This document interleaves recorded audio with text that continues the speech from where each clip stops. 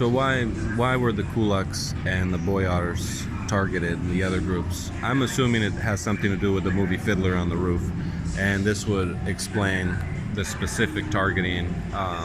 So I don't know how my family, but once again, that area was a big trade route, clearly, from Nice and the Roman Empire and whatnot. It's probably, I'm assuming, has refusal to trade with certain people, and I want that to be evidented.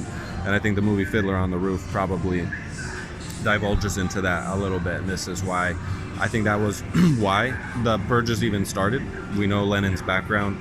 And I think ultimately it has to do with that Kulaks and boyars refused to trade with certain people, and there became a scuffle. Obviously, I mentioned that story of Alexander, the martyr in the Ukrainian Orthodox Church, the kid that was found killed.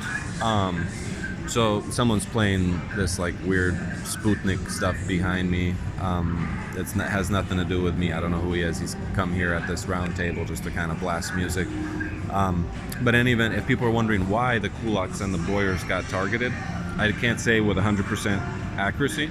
But what I'm assuming is the case is they refused to trade with certain people. And yes, the village I come from, or that once used to be a larger area, was a trade route, was a very important trade route, and this would explain the severity.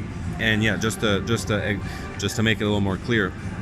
So even if someone's the same race genetically, it doesn't mean they're the same culture or anything. So for instance, Kulaks is a perfect explanation of that. Kulaks, Bedniaks, and all these different categories is one example of that.